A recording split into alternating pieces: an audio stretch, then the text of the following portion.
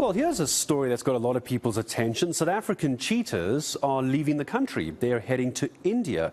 Well, the country has signed a cooperation agreement which will see South Africa give India an initial batch of 12 cheetahs. A further 12 annually for the next 8 to 10 years will take the total of cheetahs to 120 cats. Of course, it's a huge priority because over in India, cheetahs were declared extinct back in 1952. Well, let's unpack this and how it's all going to work. It's Flora Mokgohloa joining us this morning, DDG for Biodiversity and Conservation in the Environmental Affairs Department. Flora, good morning to you. I appreciate your time. Just give us a sense, why now? This has been discussed for so long. Why have we pulled the trigger on it now? Good morning. Good morning, Gareth. It's not that we pulled the trigger on it now. It's because South Africa, being a mega diverse country and also one of the conservation leaders, we would like to share our conservation experiences with like-minded countries. You would know that India is one of the BRICS countries. South Africa is also. And obviously within the confines of our relations with the government of India, we would like to share our conservation expertise, especially that India is what in conservation terms we call a range state, which means that you would know that cheetahs have previously been extinct in India, and therefore this is our contribution as the South African government to build viable cheetah populations back into the Indian ecosystem. And when it comes to the animals themselves, I suppose environment is one factor as well. I imagine all the environmental research has been done to show that the cheetahs we're sending from our climate over to India are going to be able to thrive, I imagine. Certainly, yes. A risk assessment has been undertaken. We had a team from South Africa going to India to also do in-loco inspection in Pune.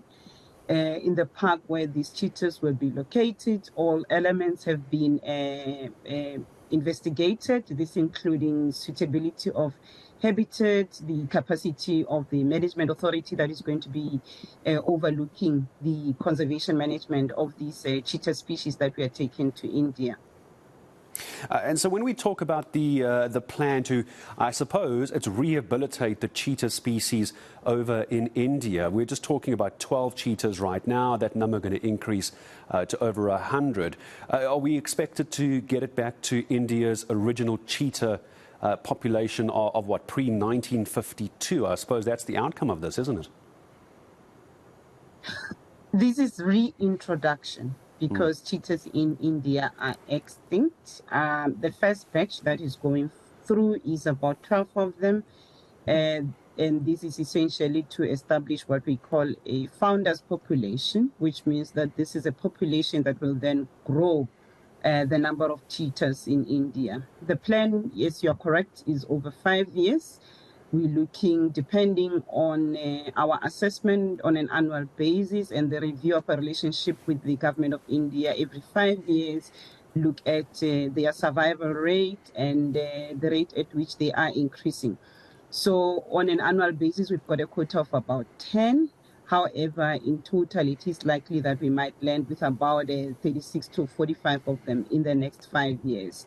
So it will depend on a number of variable factors, including the survival and including the capacity that exists on the other side to be able to manage in ongoing scientific assessment that will be undertaken in India to ensure the survival of these cheetahs. So probably depending on how they are surviving, the populations might be able to grow to healthy levels. Was there money exchanged for these cheetah? No, there was no money exchange in this particular case. So the government of India approached us. We are working with an NGO that is facilitating this particular process. They will be submitting necessary export permits to the relevant authorities, in this case, Limpopo and KwaZulu-Natal, which is where these cheetahs will be coming from. The government of India will be chartering a military plane to South Africa to be able to translocate these animals. As we speak now, these cheetahs are currently in quarantine, being prepared for export purposes to go to India. And all these costs are borne by the government of India. Flora, just before I let you go, a last question to you. I'm going to move slightly away from the cheetahs, if you don't mind. I just want to get your thoughts, though. I'm sure many people would want me to ask. We've now seen a second tiger that was being kept as a pet managing to escape here in South Africa. Thankfully, in this case, this was in Edenvale, captured safely, darted and taken back to a sanctuary. What's the view of your department on keeping wild animals as pets? I know I've taken us off left track here slightly. I just want to get your thoughts on wild animals like tigers being kept as pets before I say goodbye. Gareth, the view of our department is that people should not be keeping dangerous animals as pets in their homes. Obviously, you would know that as a department, we are responsible for the management of wild animals. Tigers are non-indigenous to South Africa. They are considered an alien species.